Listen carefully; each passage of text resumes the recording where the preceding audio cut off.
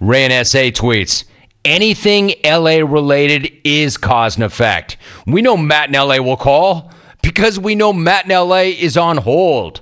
Take that to the bank. Hey, Ray, how do you know that? Are you here, Ray? The only people who know, Ray, are me and from my left to my right, Alvy, Hawk, Rit. We're the only ones physically in this space. So how do you know? And the answer is you don't know. You don't know if Matt's on hold. Furthermore, I could even make the argument that he's not on hold, and why would he be after so many guys have come running right at him? It was not that long ago, for instance, that Vic in L.A. called and did this to Matt. Holla at your boy. You know where to find me. Down on my knees, neck deep in some toilet I'm having to unclog because some Delta Bravo frat boy jammed a big old turd in the pipes. Vic in L.A. Or Vic in NoCal impersonating Matt in L.A. Right, do you really think that Matt in L.A. would want to come back in after that? Much less what Brad has done to Matt over the years. Much less D.A. spending a professional broadcaster, D.A., a national host, D.A., doing what he did to Matt in L.A. for the better part of, 20 minutes during a smack-off call. I mean, who can take all that? Who would come back after all that? Matt in L.A., of course.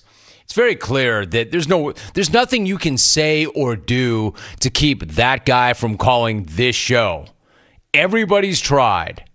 There is nothing anybody can say or do to keep Matt in L.A. away from the jungle. So on the day that Mookie Betts and David Price come to L.A., did you think for a second this guy was not going to call? Hell no. Let's go to L.A. What's going on, Matt? Romulus James, the unforgiven, the unforgivable. You got your wish, America. Matt in L.A. is in the jungle once again. And I want to welcome my man, Mookie Betts, to the L.A. Dodgers. So, NL West, you're on alert. All of the NL and all of the AL, we're coming for it.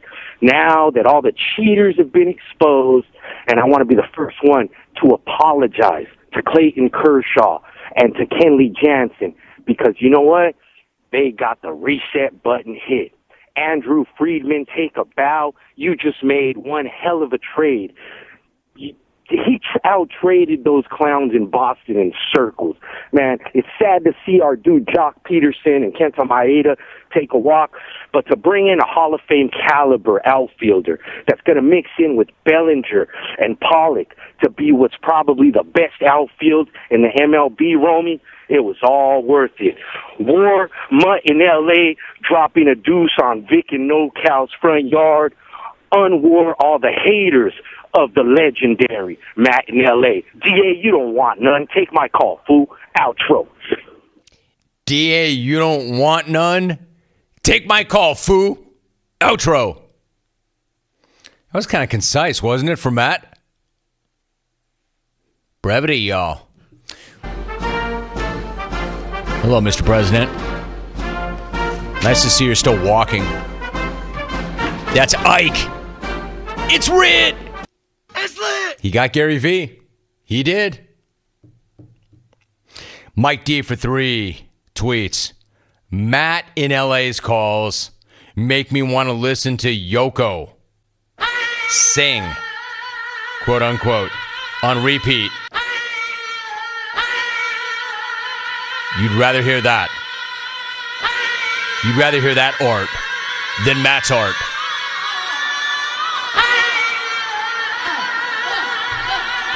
You just don't get Yoko. You don't get Matt.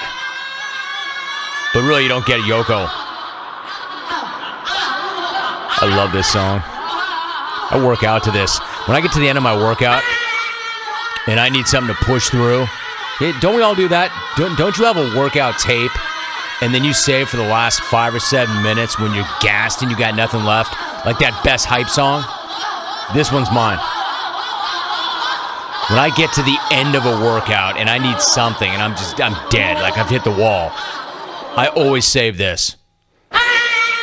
And then I don't want to kill a song. Do you ever do that too? Like you have a song you like, but you keep hitting it over and over and over again. And then even if you put it aside for like a year, you've already wrecked it. That's that song to me. So I don't abuse it. Every odd Friday, I'll put the top down in the car and I'll bump Yoko. But I don't want to do it very often because I don't want to wreck it. That's performance art right there. And if you don't get that and you think I'm being funny, you just don't understand. All right, that's enough. Don't wreck it. Alvin, don't wreck it. Don't wreck it. Do you like that trade? I know Dodger fan likes that trade. Because if you don't, you're wrong. What's not to like about that trade? I am curious about you Red Sox fans, and I do need some time to lay that out. But do you like that trade or not?